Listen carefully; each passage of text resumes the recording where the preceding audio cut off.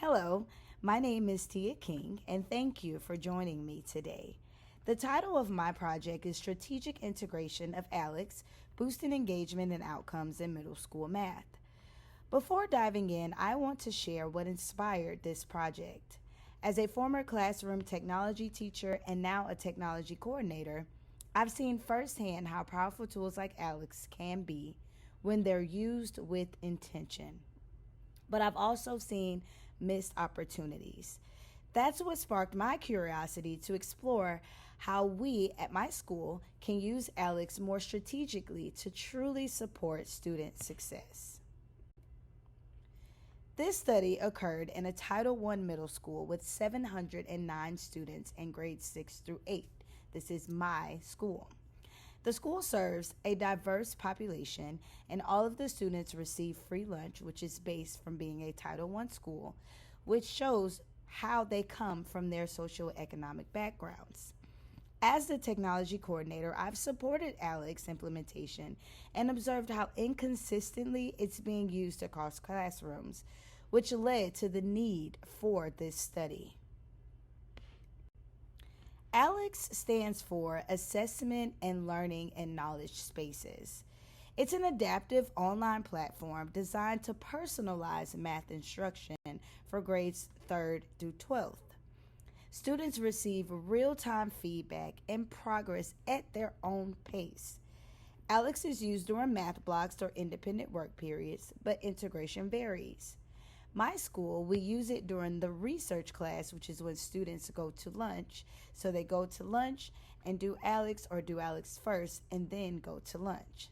Some teachers, they use it consistently and effectively, while others are unsure on how to incorporate it in a meaningful way. The problems I investigated is the consistent and sometimes ineffective use of ALEKS. Some teachers, they use it with the math alignment and the feedback, while some of the teachers just assign it as busy work and avoid it due to the lack of confidence that they have in math. This inconsistency resulted in disengagement for the students, and it gave a lot of uneven performance outcomes. So I had one central question. What strategies are teachers even using to integrate ALEKS into their instruction? I aim to see how these specific strategies affect student engagement and our topic mastery in our middle school math classes. Now, this is across 6th grade all the way up until 8th. These questions helped me to collect and analyze the data systematically. I gathered the data through classroom observations, teacher and student interviews, and surveys, and I also viewed ALEKS's usage reports. The observations revealed some teachers offered great support.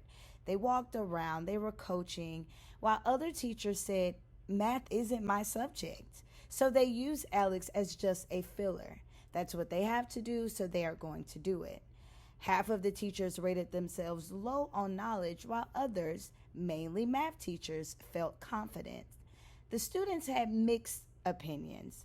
Some of the students loved seeing the progress, while others said it just wasn't aligned with the schoolwork that they had in their actual math class. On ALEKS, they could be going over fractions, and then in their math class, they could be solving for X. So I analyzed the data. I saw that students averaged about 45 minutes of ALEKS time weekly. So this is including being in their research classes, access to the internet at home, and other ways. So they mastered fractions, decimals, and solving equations. This is also for 6th through 8th grade. But there were some themes that emerged. Time pressure. Some of the students felt that they either had to do it during their research class or after school, but it had to be done. There was also low motivation for some of the students because they were in classrooms where teachers did not provide any other type of support. And there was that need for guidance for all teachers and students. One student described ALEKS as an older sibling who helps but doesn't know how I understand math. So think about your your sister or your brother trying to teach you how to ride a bike, but they don't know certain things that you don't know about riding said bike.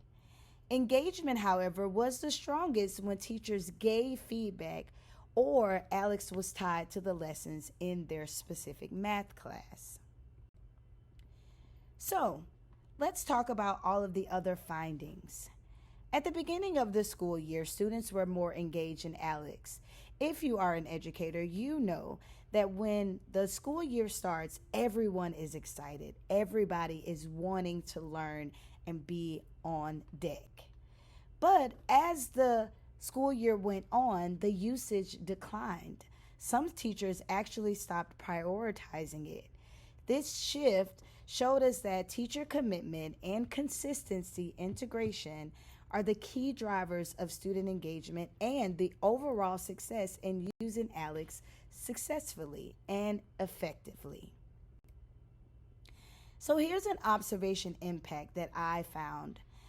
It illustrates the chart that there are four key impacts that were observed across each classroom in different grades.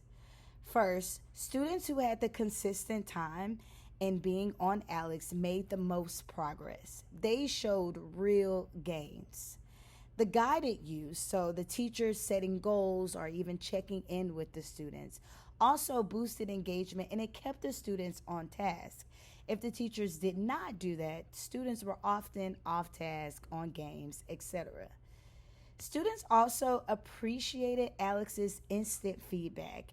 If they get a problem correct, ALEKS shows them why they did, or if they get it incorrect, it shows them how to solve it step by step. So it made the learning for each student feel more personal. However, training gaps was a challenge. Teachers without support were less likely to use ALEKS effectively because they were never trained, so that also resulted in lower engagement. These observations just show that success depends on more than just the access to the managing system. It depends on the thoughtful use. Again, more students spend more consistent time. We had greater topic mastery. Students who had that hands-on guidance from their teachers, the engagement rose also. And then when the feedback was provided and paired with teacher feedback, the students reported enjoying the sense of the progress when they could see, hey, I got this right, or this is how I should do it if I got it wrong. But again, teachers without training often use ALEKS passively or incorrectly. And those classrooms showed me lower student engagement, and there was no consistent progress. This chart tracks a specific student's performance. It's a seventh grader over the 3 quarters. We are currently in quarter 4. As you can see, in quarter 1, the student completed 63% of their overall ALEKS progress. So this tells us that early on, they were highly engaged and they received strong support. However, though, by quarter 2, that progress declined to 22%, and then in quarter 3, it dropped even further to just 15%. And this was not uncommon. It mirrored the decline in the school-wide usage that was reported to me by our instructional math coach.